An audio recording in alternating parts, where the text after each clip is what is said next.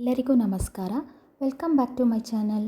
ಇವತ್ತಿನ ವಿಡಿಯೋದಲ್ಲಿ ನಾನು ಸ್ಯಾರಡೈನ್ ಫಿಶ್ನ ತವಾ ಫ್ರೈನ ಬಾಳೆ ಎಲೆಯಲ್ಲಿ ಹೇಗೆ ಮಾಡೋದು ಅಂತ ಹೇಳಿಬಿಟ್ಟು ಅದನ್ನು ಕೂಡ ನಿಮ್ಮೊಂದಿಗೆ ಶೇರ್ ಮಾಡ್ತಾ ಇದ್ದೀನಿ. ಹಾಗೆಯೇ ತುಂಬ ಹಳೆಯ ರೆಸಿಪಿ ಅಂತಲೇ ಹೇಳ್ಬೋದು. ತುಂಬ ಹಿಂದಿನ ಕಾಲದಿಂದಲೂ ಮಾಡ್ಕೊಂಡು ಬಂದಿರುವಂತಹ ಈ ಕೊಕೊನಟ್ ಶೆಲ್ಸ್ನಲ್ಲಿ ಇಡ್ಲಿಯನ್ನು ಮಾಡೋದನ್ನು ನಾನಿವತ್ತು ನಿಮ್ಮೊಂದಿಗೆ ಶೇರ್ ಮಾಡ್ತಾ ಇದ್ದೀನಿ. ಅದಕ್ಕೂ ಮುಂಚೆ ಯಾರೆಲ್ಲ ನನ್ನ ವಿಡಿಯೋನ ನೋಡ್ತಾ ಇದ್ದೀರೋ ಪ್ಲೀಸ್ ಸಬ್ಸ್ಕ್ರೈಬ್ ಮಾಡಿ, ಲೈಕ್ ಮಾಡಿ ಮತ್ತು ಶೇರ್ ಮಾಡಿ. ಸಬ್ಸ್ಕ್ರೈಬ್ ಮಾಡಿಕೊಂಡು ನನ್ನ ವಿಡಿಯೋನ ನೋಡಿ. ಇನ್ ಕೇಸ್ ನನ್ನ ವಿಡಿಯೋ ಏನಾದರೂ ಇಷ್ಟ ಆದರೆ ಒಂದು ಲೈಕ್ ಕೊಡೋದನ್ನು ಕೂಡ ಮರಿಬೇಡಿ. ಹಾಗೆಯೇ ಎಲ್ಲೂ ಸ್ಕಿಪ್ ಮಾಡ್ದೇ ನನ್ನ ವಿಡಿಯೋನ ನೋಡಿ. ಈ ವಿಡಿಯೋ ಇಷ್ಟ ಆದರೆ ನಿಮ್ಮ ಫ್ರೆಂಡ್ಸ್ ಆ್ಯಂಡ್ ಫ್ಯಾಮಿಲಿಗೆಲ್ಲ ಶೇರ್ ಮಾಡಿ ಅಂತ ಹೇಳ್ತಾ ಇವತ್ತಿನ ವಿಡಿಯೋವನ್ನು ಸ್ಟಾರ್ಟ್ ಮಾಡ್ತಾ ಇದ್ದೀನಿ. ಬೆಳಗ್ಗಿನ ಕೆಲಸಗಳನ್ನೆಲ್ಲ ಮುಗಿಸ್ಕೊಂಡು ಮನೆ ಒರೆಸೋದಾಗಿರ್ಬೋದು, ಎಲ್ಲವನ್ನು ಮುಗಿಸ್ಕೊಂಡು ದೇವ್ರ ದೀಪ ಹಚ್ಚೋದಾಗಿರ್ಬೋದು ಎಲ್ಲ ಮುಗಿಸ್ಕೊಂಡು ಇವಾಗ ತಿಂಡಿಯನ್ನು ಮಾಡ್ಕೊಳ್ಳೋಣ ಅಂತ ಹೇಳಿಬಿಟ್ಟು ನಾನು ನೆನ್ನೆನೇ ತಿಂಡಿಗೆ ನಾನು ಇಡ್ಲಿ ಹಿಟ್ಟನ್ನು ಆಡಿಸ್ಕೊಂಡು ಇಟ್ಕೊಂಡಿದ್ದೆ ರಾತ್ರಿಯೇ. ಇವಾಗ ಇಡ್ಲಿ ಹಿಟ್ಟು ಹೇಗಾಗಿದೆ ಅಂತ ಹೇಳಿಬಿಟ್ಟು ನೋಡೋಣ. ಇವಾಗ ನಾನು ಈ ಕೊಕೊನಟ್ ಶೆಲ್ಸ್ನಿಂದ ನಾನು ಇಡ್ಲಿಯನ್ನು ಮಾಡ್ಕೊಳ್ತಾ ಇದ್ದೀನಿ. ಇವತ್ತು ತುಂಬ ಹಳೆಯ ಕಾಲದಲ್ಲಿ ಈ ಥರ ಮಾಡ್ತಿದ್ರು ಅಂತಲೇ ಹೇಳ್ಬೋದು. ಇದು ತುಂಬ ಆರೋಗ್ಯಕ್ಕೂ ಕೂಡ ತುಂಬಾ ಒಳ್ಳೆಯದು. ಈ ರೀತಿ ಕೊಕೊನಟ್ ಶೆಲ್ಸ್ನಿಂದ ನಾವು ಇಡ್ಲಿಯನ್ನು ಮಾಡೋದ್ರಿಂದ ನಾನು ಈ ಇಡ್ಲಿ ಹಿಟ್ಟನ್ನು ಏನು ಸಪ್ರೇಟಾಗಿ ಏನು ಮಾಡ್ಕೊಂಡಿಲ್ಲ. ಈ ಮಾಮೂಲಿ ನಾವು ಹೇಗೆ ಇಡ್ಲಿ ಹಿಟ್ಟಿಗೆ ರುಬ್ಕೊಳ್ತೀವೋ ಅದೇ ರೀತಿಯಾಗಿ ರುಬ್ಕೊಂಡು ನಾನು ಮಾಡ್ಕೊಳ್ತಾ ಇದ್ದೀನಿ. ಇವಾಗ ನಾನು ಆ ಶೆಲ್ಸ್ನೆಲ್ಲ ನೀಟಾಗಿ ತೊಳ್ಕೊಂಡು ನಾನು ಇಟ್ಕೊಂಡಿರ್ತೀನಿ. ಅಂದರೆ ಊರಲ್ಲಿರುವಾಗ ಎಲ್ಲ ಅದರದ ಹಿಂದಿಂದು ಇದೆಲ್ಲನೂ ತೆಗೆದುಬಿಟ್ಟಿರ್ತಾರೆ. ಇದೆಲ್ಲ ಬರುತ್ತೆ ನೋಡಿ, ಒಂಥರ ಗರಿಗಳ ಥರ ಎಲ್ಲ ಇರುತ್ತಲ್ಲ ಆ ಶೆಲ್ಸ್ ಹಿಂದೆ ಎಲ್ಲ, ಅದನ್ನೆಲ್ಲ ಕೂಡ ತೆಗೆದುಬಿಟ್ಟಿರ್ತಾರೆ. ಆದರೆ ನಾನು ಇವಾಗ ಒಳಗಡೆ ಮಾತ್ರ ತೆಗೆದುಕೊಂಡು ಅದನ್ನು ಹಿಂದೆ ಇರೋದನ್ನೆಲ್ಲ ನಾನು ಹಾಗೆಯೇ ಸ್ವಲ್ಪ ತೆಗೆದಿದ್ದೀನಿ ಅಷ್ಟೇ, ಎಲ್ಲ ಫುಲ್ ತೆಗಿಯೋಕ್ಕೆ ಹೋಗಿಲ್ಲ. ಇವಾಗ ನಾನು ನೋಡಿ ಈ ರೀತಿಯಾಗಿ ಹಿಟ್ಟು ಬೆಳೆದಿದೆ, ತುಂಬಾ ಚೆನ್ನಾಗಿ ಫರ್ಮೆಂಟೇಷನ್ ಆಗಿದೆ. ಇವಾಗ ಸ್ವಲ್ಪ ಸೆಕೆ ಇರೋದ್ರಿಂದ ತುಂಬಾ ಚೆನ್ನಾಗಿ ಬೆಳೆಯುತ್ತೆ ಹಿಟ್ಟು ನೋಡಿ. ಇವಾಗ ನಾನು ಇದಕ್ಕೆ ಸ್ವಲ್ಪ ಉಪ್ಪನ್ನು ಹಾಕ್ಕೊಳ್ತಾ ಇದ್ದೀನಿ. ನಾನು ಉಪ್ಪನ್ನು ಬಿಟ್ಟರೆ ಬೇರೆ ಏನೂ ಹಾಕ್ಕೊಳ್ತಾ ಇಲ್ಲ. ಯಾವುದೇ ರೀತಿ ಸೋಡಾ ಆಗಲಿ ಏನನ್ನು ಕೂಡ ನಾನು ಹಾಕ್ಕೊಳ್ಳೋದಿಲ್ಲ. ತುಂಬಾ ಚೆನ್ನಾಗಿ ಹಿಟ್ಟು ಫರ್ಮೆಂಟೇಷನ್ ಆಗಿದೆ.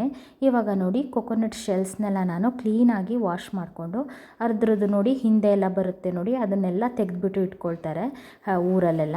ನಾನು ಅದನ್ನು ತೆಗಿಯೋಕ್ಕಾಗಲಿಲ್ಲ ನನಗೆ, ಅದಕ್ಕೋಸ್ಕರ ನಾನು ಹಾಗೆಯೇ ತೊಳೆದ್ಬಿಟ್ಟು ಇಟ್ಕೊಂಡಿದ್ದೀನಿ ನೋಡಿ. ಇವಾಗ ಇದಕ್ಕೆ ನಾನು ಸ್ವಲ್ಪ ಎಣ್ಣೆಯನ್ನು ಹಾಕ್ಕೊಳ್ತಾ ಇದ್ದೀನಿ. ಎಣ್ಣೆ ಅಥವಾ ತುಪ್ಪ ಏನನ್ನಾದ್ರೂ ಕೂಡ ಹಚ್ಕೊಳ್ಬೋದು. ಅದು ಇವು ಅಂಟ್ಕೊಳ್ಳುತ್ತೆ ಅಂತ ಹೇಳ್ಬಿಟ್ಟು ಇದು ಅಂಟಲ್ಲ, ಆದ್ರೂ ಕೂಡ ಸ್ವಲ್ಪ ಹಾಕ್ಕೊಂಡಿದ್ದೀನಿ ನಾನು ನೋಡಿ. ಇವೆಲ್ಲಕ್ಕೂ ಕೂಡ ಎಣ್ಣೆಯನ್ನು ಹಾಕಿಬಿಟ್ಟು ನಾನು ಹಚ್ಕೊಂಡು ಇಟ್ಕೊಂಡಿದ್ದೀನಿ. ಇವಾಗ ನಾನು ಒಂದು ಇಡ್ಲಿ ಪಾತ್ರೆಗೆ ಸ್ವಲ್ಪ ನೀರನ್ನು ಹಾಕಿಬಿಟ್ಟು ನಾನು ಬಿಸಿ ಮಾಡೋದಕ್ಕೆ ಇಟ್ಕೊಂಡಿರ್ತೀನಿ ನೋಡಿ. ಈ ರೀತಿಯಾಗಿ ಹಾಕ್ಕೊಳ್ತಾ ಇದ್ದೀನಿ ನಾನಿವಾಗ ನೋಡಿ. ನಮಗೆ ಒಂದೇ ರೀತಿಯಾದದ್ದು ಶೆಲ್ಸ್ ಸಿಕ್ಕಿದ್ರೆ ತುಂಬಾ ಚೆನ್ನಾಗಿ ಬರುತ್ತೆ ಇಡ್ಲಿಗಳು ನೋಡಿ. ಇದೊಂದು ಸ್ವಲ್ಪ ಚಿಕ್ಕದಾಗಿದೆ, ಇನ್ನೆಲ್ಲ ಕೂಡ ಒಂದೇ ಸೈಜು ಸಿಕ್ಕಿದೆ ನನಗೆ ನೋಡಿ. ಈ ರೀತಿಯಾಗಿ ಎಲ್ಲವನ್ನು ನಾನು ಇಡ್ಲಿ ಇದನ್ನು ಹಾಕ್ಕೊಂಡು ಇಟ್ಕೊಂಡಿದ್ದೀನಿ ನಾನು ಇವಾಗ ಶೆಲ್ಸಿಗೆ. ಇದಕ್ಕೆ ನಾನು ಇಡ್ಲಿ ಪಾತ್ರೆಗೆ ನೀರನ್ನು ಹಾಕ್ಕೊಂಡು ಬಿಸಿ ಮಾಡೋದಕ್ಕೆ ಅಂತ ಇಟ್ಕೊಂಡಿದ್ದೆ ನೋಡಿ. ಈ ರೀತಿಯಾಗಿ ಸ್ವಲ್ಪ ನೀರನ್ನು ಹಾಕ್ಕೊಂಡು ಈ ಥರ ಒಂದು ಪ್ಲೇಟನ್ನು ಇಟ್ಕೊಂಡು ಅದ್ರ ಮೇಲೆ ನಾನಿವಾಗ ಈ ಇಡ್ಲಿ ಇದನ್ನು ಇಟ್ಕೊಳ್ತಾ ಇದ್ದೀನಿ ನೋಡಿ. ಈ ಕೊಕೊನಟ್ ಶೆಲ್ಸ್ನೆಲ್ಲ ನಾನು ಇಟ್ಕೊಳ್ತಾ ಇದ್ದೀನಿ ಈ ರೀತಿಯಾಗಿ. ತುಂಬಾ ಚೆನ್ನಾಗಿರುತ್ತೆ ಇದರಲ್ಲಿ. ಒಂಥರ ಇಡ್ಲಿ ಒಂಥರ ಡಿಫ್ರೆಂಟಾಗೇ ಇರುತ್ತೆ ಅಂತಲೇ ಹೇಳ್ಬೋದು. ಈ ಮಕ್ಕಳಿಗೂ ಕೂಡ ತುಂಬಾ ಇಷ್ಟ ಆಗುತ್ತೆ. ಹಳೆ ಕಾಲದವರೆಲ್ಲ ನೋಡಿ ಈ ತಟ್ಟೆ ಮೇಲೆ ಬಾಳೆ ಎಲೆ ಇಟ್ಬಿಟ್ಟು ಇಡ್ಲಿನ ಹಾಕೋದಾಗಲಿ ಈ ಥರ ಎಲ್ಲ ಮಾಡ್ತಿದ್ರು, ತುಂಬಾ ಒಳ್ಳೆಯದಾಗ್ತಿತ್ತು. ಆದರೆ ಇವಾಗ ಆ ಥರ ಏನು ಮಾಡಲ್ಲ. ನಮಗೆ ಬೇಗ ಅರ್ಜೆಂಟಲ್ಲಿ ಎಲ್ಲ ಮುಗಿಸ್ಕೊಂಡು ಬಿಡ್ತೀವಿ, ಒಟ್ಟಾರೆ ಬೇಗ ಕೆಲಸಗಳಾದರೆ ಸಾಕು ಅಂತ ಹೇಳಿಬಿಟ್ಟು ನೋಡಿ. ಅದೇ ಥರ ಈ ಕೊಕೊನಟ್ ಶೆಲ್ಸ್ನಿಂದ ನಾವು ಇಡ್ಲಿಯನ್ನು ಮಾಡಿದ್ರೆ ತುಂಬಾ ಚೆನ್ನಾಗಿರುತ್ತೆ. ಈ ಶೆಲ್ಸ್ ಕೂಡ ತುಂಬಾ ಒಳ್ಳೆಯದು ಅಂತಲೇ ಹೇಳ್ತಾರೆ ನೋಡಿ. ಎಲ್ಲ ಆಗಿದೆ. 20 ನಿಮಿಷ ಆದ ನಂತರ ನಾನು ಈ ರೀತಿಯಾಗಿ ಆರೋದಕ್ಕೆ ಇಟ್ಕೊಳ್ತೀನಿ. ಇದು ತುಂಬ ಆರೋದೇನು ಬೇಕಾಗಿಲ್ಲ, ಒಂದು 5 ನಿಮಿಷ ಅದು ಬಿಸಿದು ಆ ಶೆಲ್ಸ್ದು ಬಿಸಿ ಹೋದರೆ ಸಾಕಾಗುತ್ತೆ. ನಾವು ತುಂಬ ಈಸಿಯಾಗಿಯೂ ಕೂಡ ಬಂದುಬಿಡುತ್ತೆ ನೋಡಿ. ಈ ರೀತಿಯಾಗಿ ನಾನು ಸುತ್ತ ಈ ಸ್ಪೂನ್ನಿಂದ ತೆಕ್ಕೊಳ್ತೀನಿ, ಆನಂತರ ಚೆನ್ನಾಗಿ ಬಂದುಬಿಡುತ್ತೆ ನೋಡಿ. ಈ ರೀತಿಯಾಗಿ ಸ್ವಲ್ಪ ಸುತ್ತ ತೆಕ್ಕೊಂಡ್ರೆ ಸಾಕಾಗುತ್ತೆ. ಈ ಶೆಲ್ಸ್ ಒಳಗಡೆ ಎಣ್ಣೆನ ಹಚ್ಕೊಳ್ಳೋದ್ರಿಂದ ನೋಡಿ ನಾವು ಅಷ್ಟೊಂದು ಅಂಟ್ಕೊಳ್ಳೋದು ಇಲ್ಲ. ಎಷ್ಟು ಚೆನ್ನಾಗಿ ಬಂದಿದೆ ಅಂತ ಹೇಳಿಬಿಟ್ಟು ನೋಡಿ, ತುಂಬಾ ಚೆನ್ನಾಗಿ ಬಂದಿದೆ ಇದು ನೋಡಿ. ಈ ಶೆಲ್ಸ್ ಒಳಗಡೆನೂ ಕೂಡ ಎಲ್ಲೂ ಅಂಟ್ಕೊಂಡಿಲ್ಲ, ಅಷ್ಟು ಚೆನ್ನಾಗಿ ಬಂದಿದೆ. ನಾವು ಇವಾಗ ಪ್ಲೇಟಲ್ಲಿ ಈ ಹೇಗೆ ತೆಗಿತೀವೋ ಅದೇ ರೀತಿಯಾಗಿ ಬಂದಿದೆ. ಒಂದು ಸ್ವಲ್ಪ ಎಣ್ಣೆ ಹಚ್ಕೊಂಡ್ರೆ ಸಾಕಾಗುತ್ತೆ ನೋಡಿ. ನಾನು ಇವೆಲ್ಲವನ್ನು ತೆಗೆದು ಇಟ್ಕೊಂಡಿದ್ದೀನಿ ನೋಡಿ. ಈ ರೀತಿಯಾಗಿ ಇರುತ್ತೆ. ಇಡ್ಲಿ ನೋಡೋದಕ್ಕೆ ಒಂಥರ ಇಡ್ಲಿ ಪ್ಲೇಟಲ್ಲಿ ಮಾಡಿರ್ತೀವಲ್ಲ ಅದೇ ರೀತಿಯಾಗಿ ಇರುತ್ತೆ. ಇದಕ್ಕೆ ತುಪ್ಪ, ಚಟ್ನಿ, ಇಡ್ಲಿ ಸಾಂಬಾರು ನಾವು ಏನು ಬೇಕಾದ್ರೂ ಹಾಕ್ಕೊಂಡು ತಿನ್ಬೋದು. ನಾವು ಮಾಮೂಲಿ ಇಡ್ಲಿಗೆ ಏನೇನು ಮಾಡ್ಕೊಳ್ತೀವೋ ಅದೇ ರೀತಿಯಾಗಿ ಮಾಡಿಕೊಂಡ್ರೆ ತುಂಬಾ ಚೆನ್ನಾಗಿರುತ್ತೆ. ನೋಡಿ ಈ ರೀತಿಯಾಗಿ ಮಕ್ಕಳಿಗೆಲ್ಲ ಈ ಥರ ಮಾಡಿಬಿಟ್ಟು ಕೊಟ್ಟರೆ ಹಿಡ್ಕೊಂಡು ಹಾಗೇ ತಿಂದ್ಕೊಂಡ್ಬಿಡ್ತಾರೆ. ಅಷ್ಟು ಖುಷಿಯಾಗುತ್ತೆ ಅವರಿಗೆ ಈ ರೀತಿ ಎಲ್ಲ ಮಾಡಿಕೊಟ್ಟಿರೋದನ್ನ ನೋಡಿಬಿಟ್ಟು. ಈ ಇಡ್ಲಿಗೆ ನಾನು ಈ ಕೆಂಪು ಮೆಣಸಿನ್ಕಾಯಿ ಮತ್ತು ಹುರ್ಗಡ್ಲೆ ಎಲ್ಲ ಹಾಕ್ಕೊಂಡು ಒಂದು ಚಟ್ನಿಯನ್ನು ಮಾಡ್ಕೊಂಡಿದ್ದೆ. ತುಂಬಾ ಚೆನ್ನಾಗಿರುತ್ತೆ ಆ ಚಟ್ನಿನೂ ಕೂಡ ಇದಕ್ಕೆ.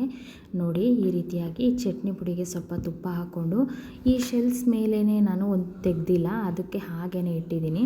ಅದಕ್ಕೂ ಕೂಡ ಈ ರೀತಿಯಾಗಿ ಹಾಕ್ಕೊಂಡ್ರೂ ಕೂಡ ತುಂಬಾ ಚೆನ್ನಾಗಿರುತ್ತೆ. ನೋಡಿ ನಾನು ಇದಕ್ಕೆ ಕೆಂಪು ಚಟ್ನಿಯನ್ನು ಮಾಡ್ಕೊಂಡಿದ್ದೆ. ಈ ಕೆಂಪು ಚಟ್ನಿಗೂ ಇದಕ್ಕೂ ತುಂಬಾ ಒಳ್ಳೆ ಕಾಂಬಿನೇಷನ್ ಅಂತಲೇ ಹೇಳ್ಬೋದು. ಈ ಇಡ್ಲಿಗೂ ಮತ್ತು ಈ ಚಟ್ನಿಗೆ ತುಂಬಾ ಚೆನ್ನಾಗಿರುತ್ತೆ. ಒಂಥರ ಡಿಫ್ರೆಂಟಾಗಿರುತ್ತೆ.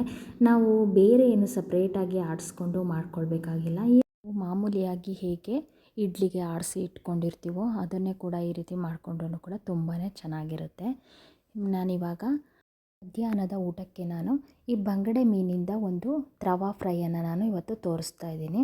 ಅದರಲ್ಲೂ ಕೂಡ ಈ ಬಾಳೆ ಎಲೆಯನ್ನು ಇಟ್ಬಿಟ್ಟು ನಾವು ತವಾ ಫ್ರೈಯನ್ನು ಹೇಗೆ ಮಾಡ್ಕೊಳ್ಳೋದು ಅಂತ ಹೇಳಿಬಿಟ್ಟು ಅದನ್ನು ಕೂಡ ನಿಮ್ಮೊಂದಿಗೆ ಶೇರ್ ಮಾಡ್ತಾಯಿದ್ದೀನಿ ಇವತ್ತು. ನೋಡಿ ಹೇಗೆ ಮಾಡೋದು ಅಂತ ನೋಡ್ಕೊಂಡು ಬರೋಣ. ಇದನ್ನು ಈಸಿಯಾಗಿ ಮಾಡ್ಕೊಳ್ಬೋದು. ನಾನಿವಾಗ 1 kg ಬಂಗಡೆ ಮೀನನ್ನು ನಾನು ತೊಳೆದುಬಿಟ್ಟು ಚೆನ್ನಾಗಿ ಇಟ್ಕೊಂಡಿದ್ದೀನಿ. ಇವಾಗ ಇದಕ್ಕೆ ನಾನು ಸ್ವಲ್ಪ ಅರಿಶಿಣ ಪುಡಿಯನ್ನು ಹಾಕ್ಕೊಳ್ತಾ ಇದ್ದೀನಿ. ಈ ಅರಿಶಿಣ ಪುಡಿಯನ್ನು ಹಾಕಿಬಿಟ್ಟು ನಾವು ಒಂದು 5 ನಿಮಿಷ ಹಾಗೇ ಇಟ್ಬಿಡಬೇಕು. ಯಾಕೆಂದರೆ ಅದು ಈ ಹೊಲಸು ಸ್ಮೆಲ್ಲೆಲ್ಲ ತೆಗೆಯೋದಕ್ಕೆ ಅರಿಶಿಣ ಪುಡಿ ತುಂಬಾ ಹೆಲ್ಪ್ ಮಾಡುತ್ತೆ ಅಂತಲೇ ಹೇಳ್ಬೋದು. ನಾನು ರುಚಿಗೆ ತಕ್ಕಷ್ಟು ಉಪ್ಪನ್ನು ಹಾಕ್ಕೊಂಡು ಚೆನ್ನಾಗಿ ಮಿಕ್ಸ್ ಮಾಡ್ಕೊಳ್ತೀನಿ. ನೋಡಿ ಇವಾಗ ಸ್ವಲ್ಪ ಅಚ್ಚ ಖಾರದ ಪುಡಿಯನ್ನು ಹಾಕ್ಕೊಳ್ತಾ ಇದ್ದೀನಿ. ಸ್ವಲ್ಪ ಶುಂಠಿ ಬೆಳ್ಳುಳ್ಳಿ ಪೇಸ್ಟನ್ನು ಕೂಡ ನಾನು ಇದಕ್ಕೆ ಹಾಕ್ಕೊಳ್ತಾ ಇದ್ದೀನಿ. ಇವಾಗ ನಾನು ಸ್ವಲ್ಪ ನಿಂಬೆಹಣ್ಣನ್ನು ಹಿಂಡ್ಕೊಳ್ತಾ ಇದ್ದೀನಿ. ಇದಕ್ಕೆ ಸ್ವಲ್ಪ ನಿಂಬೆಹಣ್ಣು ಜಾಸ್ತಿನೇ ಬೇಕಾಗುತ್ತೆ ಅಂತಲೇ ಹೇಳ್ಬೋದು. ನಾನು 3 ನಿಂಬೆಹಣ್ಣನ್ನು ನಾನು ಹಿಂಡ್ಕೊಳ್ತಾ ಇದ್ದೀನಿ. ಇದಕ್ಕೆ ನೋಡಿ ಇದನ್ನು ಬೀಜ ಎಲ್ಲ ತೆಗೆದುಬಿಟ್ಟು ನೀಟಾಗಿ ಈ ಹುಳಿಯನ್ನು ಚೆನ್ನಾಗಿ ಹಿಂಡ್ಕೊಳ್ತಾ ಇದ್ದೀನಿ. ಇದಕ್ಕೆ 3 ನಿಂಬೆಹಣ್ಣು ಕೂಡ ಬೇಕಾಗುತ್ತೆ. ಇವಾಗ ನಾನು ನಿಧಾನವಾಗಿ ಇವೆಲ್ಲವನ್ನು ಸೇರಿಸ್ಕೊಂಡು ಇವಾಗ ಇದು ಮಿಕ್ಸ್ ಮಾಡ್ತಾ ಇದ್ದೀನಿ. ನೋಡಿ ಇದನ್ನು ಈ ಒಂದೇ ಸರಿ ನಾನು ಇವಾಗ ಸಪ್ರೇಟಾಗಿ ಮಿಕ್ಸ್ ಮಾಡೋದ್ರಿಂದ ನಮಗೆ ಒಂಥರ ತುಂಬ ಈ ಖಾರ ಆಗಲಿ ಇದೆಲ್ಲ ಹಾಗೆ ಉಳಿದ್ಬಿಡುತ್ತೆ. ಅದಕ್ಕೋಸ್ಕರ ನಾನು ಈ ಮೀನುಗಳ ಮೇಲೇ ಹಾಕ್ಕೊಂಡು ನಾನು ಇದಕ್ಕೆ ಈ ಥರ ಮಿಕ್ಸ್ ಮಾಡ್ಕೊಳ್ತಾ ಇದ್ದೀನಿ. ಇದರಿಂದ ನಮಗೆ ಎಷ್ಟು ಬೇಕಾಗುತ್ತೆ ಅಂತ ಅಲ್ಲೇ ಗೊತ್ತಾಗ್ಬಿಡುತ್ತೆ. ಅದಕ್ಕೋಸ್ಕರ ನೋಡಿ ಈ ರೀತಿಯಾಗಿ ಹಾಕ್ಕೊಂಡು ಚೆನ್ನಾಗಿ ಎಲ್ಲವನ್ನು ಮಿಕ್ಸ್ ಮಾಡ್ಕೊಳ್ತಾ ಇದ್ದೀನಿ. ಒಂದೊಂದೇ ಮೀನನ್ನು ನಾವು ತಗೊಂಡು ಅದಕ್ಕೆ ಚೆನ್ನಾಗಿ ಕಟ್ ಮಾಡಿರ್ತಾರೆ ನೋಡಿ, ಅದಕ್ಕೆಲ್ಲ ಚೆನ್ನಾಗಿ ಉಪ್ಪು ಖಾರ ಎಲ್ಲ ಹೋಗೋ ಥರ ಈ ಮಸಾಲೆ ಎಲ್ಲ ಹಿಡಿಯೋ ಥರ ನಾವು ಚೆನ್ನಾಗಿ ಹಾಕ್ಕೊಳ್ಬೇಕು. ಇಲ್ಲಾಂದರೆ ಈ ಬಂಗಡೆ ಮೀನು ಸ್ವಲ್ಪ ನಮಗೆ ಸಪ್ಪೆ ಬಂದುಬಿಡುತ್ತೆ ಒಳಗಡೆ ಎಲ್ಲ. ಅದಕ್ಕೋಸ್ಕರ ಈ ಕಟ್ ಮಾಡಿರ್ತಾರೆ ನೋಡಿ ಅಲ್ಲೆಲ್ಲ ಚೆನ್ನಾಗಿ ಖಾರ ಹೋಗೋ ಥರ ಚೆನ್ನಾಗಿ ಮಿಕ್ಸ್ ಮಾಡ್ಕೊಳ್ಬೇಕು. ನಾನು ಇದನ್ನು ಒಂದು ಅರ್ಧ ಗಂಟೆ ಫ್ರಿಡ್ಜ್ನಲ್ಲಿ ಇಟ್ಕೊಂಡಿದ್ದೆ ಹಾಗೆಯೇ.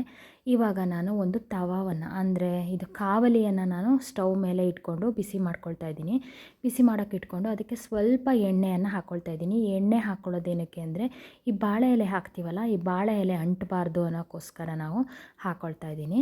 ನೋಡಿ ಈ ಥರ ಬಾಳೆ ಎಲೆನ ನಾನು ಇಟ್ಕೊಳ್ತಾ ಇದ್ದೀನಿ. ಇದಕ್ಕೆ ನೋಡಿ ನಾನು ಇದನ್ನು ಬಾಡಿಸ್ಬಿಟ್ಟು ಇಟ್ಕೊಂಡಿದ್ದೀನಿ ಬಾಳೆ ಎಲೆನ. ಅಂದರೆ ನಮಗೆ ಹಾಗೇ ಹಸಿ ಬಾಳೆ ಎಲೆನ ಇಟ್ಟರೆ ಅದು ಒಂಥರ ಹಾಗೇ ನಿಂತ್ಕೊಂಡಂಗೆ ಆಗ್ಬಿಡುತ್ತೆ, ಸರಿ ಕಾವಲಿಯಲ್ಲಿ ನಿಲ್ಲಲ್ಲ. ಅದಕ್ಕೋಸ್ಕರ ನಾನು ಸ್ವಲ್ಪ ಬಾಡಿಸ್ಕೊಂಡಿದ್ದೀನಿ. ಇವಾಗ ನಾನು ಇದಕ್ಕೆ ಸ್ವಲ್ಪ ಸಾಸಿವೆ ಎಣ್ಣೆಯನ್ನು ಹಾಕ್ಕೊಳ್ತಾ ಇದ್ದೀನಿ.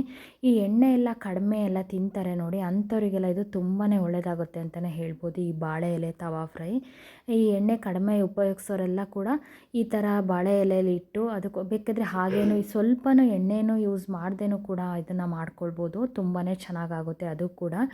ನಾನು ಇದು ಸ್ವಲ್ಪ ಅಂಟುತ್ತೇನೋ ಇದು ಕಾರಣಕ್ಕೋಸ್ಕರ ಸ್ವಲ್ಪ ಹಾಕ್ಕೊಳ್ತಾ ಇದ್ದೀನಿ. ಈ ಸಾಸಿವೆ ಎಣ್ಣೆನ ನಾನು ಹಾಕ್ಕೊಳ್ತಾ ಇದ್ದೀನಿ. ಈ ಸಾಸಿವೆ ಎಣ್ಣೆ ಹಾಕ್ಕೊಂಡ್ರೂ ಕೂಡ ತುಂಬಾ ಚೆನ್ನಾಗಾಗುತ್ತೆ ಈ ತವಾ ಫ್ರೈಗೆ. ನೋಡಿ ಈಗ ನಾನು ಉಳಿದಿರುತ್ತೆ ನೋಡಿ ಮಸಾಲೆ, ಅದನ್ನೆಲ್ಲ ನಾನು ಹಾಗೇ ತೆಗೆದು ಇದ್ರ ಮೇಲೆ ಹಾಕ್ಕೊಳ್ತಾ ಇದ್ದೀನಿ. ಇದು ಬಂಗಡೆ ಮೀನು ಸ್ವಲ್ಪ ಸಪ್ಪೆ ಸಪ್ಪೆ ಬರುತ್ತೆ. ಅದಕ್ಕೋಸ್ಕರ ನಾನು ಈ ಹೋಳಿ ಕಟ್ ಮಾಡಿರ್ತಾರೆ ನೋಡಿ ಅಲ್ಲಿಗೆಲ್ಲ ನಾನು ಈ ರೀತಿ ಮಸಾಲೆಯನ್ನು ಹಾಕ್ತಾಯಿದ್ದೀನಿ. ಇವಾಗ ನಾನು ಒಂದು ಸರಿ ಬೆಂದಿದೆ, ಅದನ್ನು ನಾನು ಇವಾಗ ಟರ್ನ್ ಮಾಡ್ಕೊಳ್ತಾ ಇದ್ದೀನಿ. ನೋಡಿ ಇವಾಗ ಮಡ್ಚ್ಕೊಳ್ತಾ ಇದ್ದೀನಿ. ಇವಾಗ ಒಂದು ಸೈಡು ಬೆಂದ ತಕ್ಷಣ ನಾವು ಒಂದು ಸ್ವಲ್ಪ ಹೊತ್ತು ಬಿಟ್ಟು ಇನ್ನೊಂದು ಸರಿ ಮಡಚ್ಕೊಳ್ಬೇಕು.